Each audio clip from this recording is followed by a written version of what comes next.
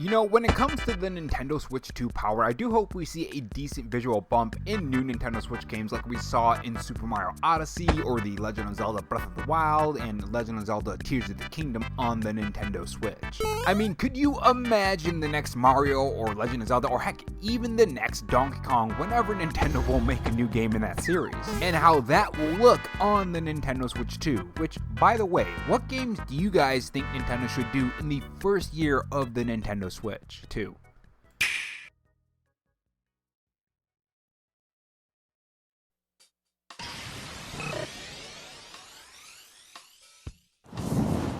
Hey guys, it's Rob here, and welcome back to the RoboChan Show, where we take the gaming news format that channels like Spawnwave or Arlo do, add a dash of animation and some cool editing on top to bring you your gaming news, leaks, and rumors in a fresh new way. If you're new here and want to be kept up on everything gaming, make sure you subscribe to the channel and leave a like if you enjoy the video and dislike if not.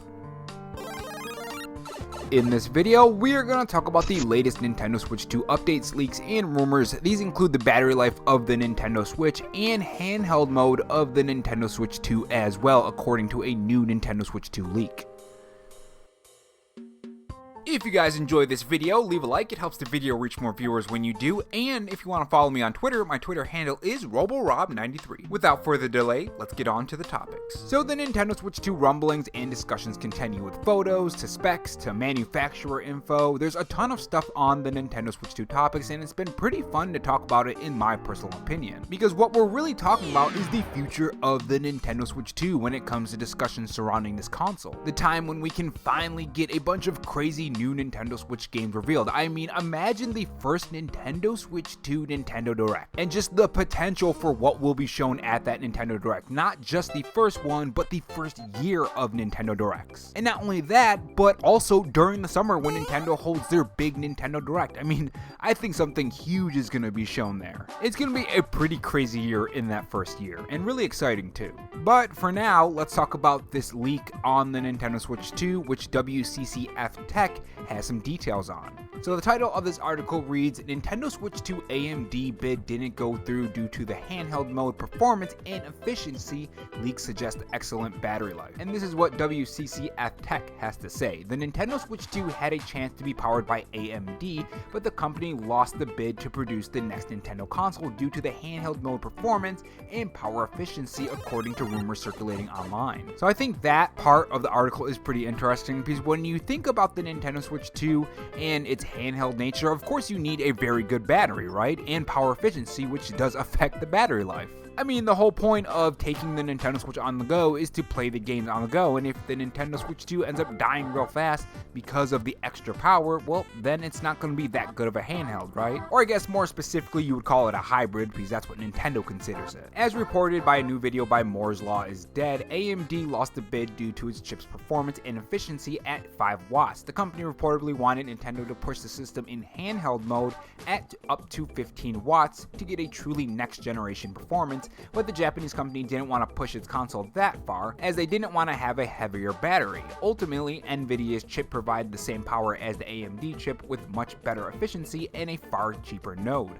which was very important for Nintendo to keep costs low. So a couple things in this paragraph that really stand out to me is especially the battery, like I said in the beginning with the first paragraph, but also that last sentence that talks about the cost of the Nintendo Switch 2. I think that's one thing that Nintendo needs to get really right when it comes to the Nintendo Switch 2, the price of the Switch. Now, there are rumors floating around that the price of the Nintendo Switch 2 is going to be $399, which personally I think that's a perfect price. Of course, we know that this is going to be more powerful than the original Nintendo Switch 2, and personally, I don't think they're going to get rid of the original Nintendo Switch. I think this is going to be added to the family of Switches. Because let's be honest, Nintendo would be absolutely insane to get rid of, what, 140 million plus players on the Nintendo Switch by now? Somewhere around that. It would be absolutely insane and just a dumb move, right? So keeping that cost low so more people have a chance to get the system, especially when it comes to people who maybe are choosing one console over the other. Finding that balance between price and power is probably going to be key to the Switch's success, or the Switch 2's success.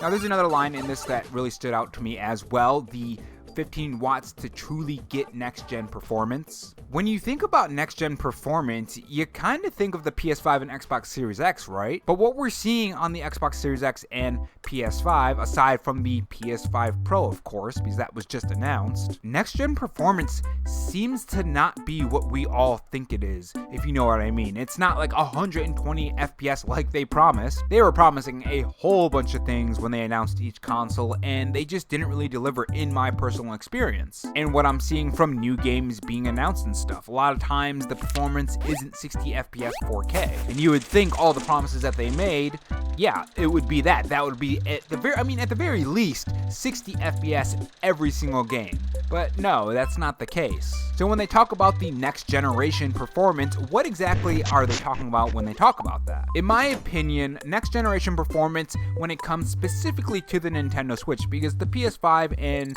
the Nintendo Switch and the Xbox Series X are very different consoles. We're not expecting the Nintendo Switch 2 to do 4K 60 FPS, 120 FPS, crazy stuff like that. You know what I mean? So what I specifically want out of the Nintendo Switch 2 is just good performance and not very low resolution. And that could be 1080p 60 FPS on basically every single game, and I would be fine with that when it comes to handheld mode. Higher resolution would be nice as well, and more consistent frame rates and all that kind of stuff, but if you can get it at consistent 60 FPS and at the very least 1080p, that would be nice. Or consistent 720p, because on the smaller screen it's not going to matter, and then when you put it in docked mode, of course that would bump up the resolution. Remember guys, the smaller screen you're not really going to notice too much. And then when you throw in Nvidia's DLSS, they can make it even more better with higher frame rates and higher resolutions, and just make the picture more clear as well, which is actually probably pretty smart. That's probably why they didn't really need the truly next generation performance, because Nvidia's DLSS is already going to bump up that resolution and picture quality of the Nintendo Switch 2 games already. So if I was Nintendo, I wouldn't be going with AMD, which is probably going to cost more. But anyways, moving on with the article. Battery life is likely to be one of the highlights of the Nintendo Switch 2. Judging by last week's leaks, the battery should provide around 20 watts, a slightly higher capacity than the original Switch's battery. However, the system will consume way less power in handheld mode than its predecessor, granting much better battery life than the current generation console. Now, that might not seem too big to you guys, but as someone who plays the Nintendo Switch on the way to work, and maybe at work they don't have much for me to do and I'm just sitting there doing nothing for like an hour, or I'm on my lunch and I eat my lunch and I still have time left, it's nice to have that Nintendo Switch battery life. And especially for people who travel a lot for work and they maybe fly a lot, or maybe they use a lot of transportation, or maybe you're going to college, because like when I was back in college, I had to take a bus that took an hour every single day there and back. Having the Nintendo Switch around that time would have been a lifesaver. Unfortunately, all I had was the homework that I should have been doing.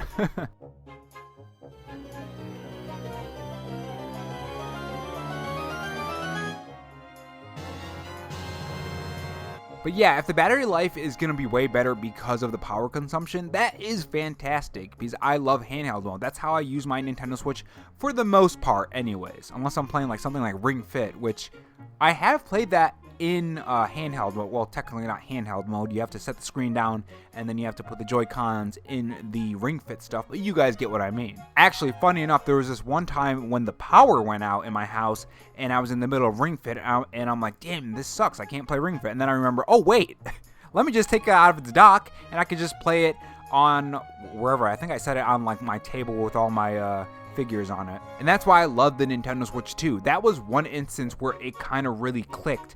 The take the thing out of the dock and play it anywhere, anytime you want. Can't do that with the PS5 and Xbox Series X, right? And that is all I have for you guys today on the Nintendo Switch 2. Are you happy with this, that the battery life is going to be lasting much longer than the original Nintendo Switch? How do you play the Nintendo Switch? Are you a docked mode person, or do you play it on the go? Let me know your thoughts in the comment section below, and I will see you guys in the next video. And while you're down in the comment section, or if you're still watching this video and not correcting me on my probably dumb mistake, I want to say thank you for reaching this video this far, and here's a cookie. For those who don't know, YouTube considers cookies potentially inappropriate for some reason, so let's spam those cookies in the comment section. I want to see pages among pages. Just go wild with cookies in the comment section. And if not, on your way out, make sure you subscribe for more videos and also have that notification bell on. And if you want to support the channel in any other way, there is my Patreon and Twitter account in the pinned comment if you're interested in those. Oh, and also have this donut if you're still sticking around for me rambling. Thanks for watching, guys, and remember, stay safe, stay charged, and have a good one.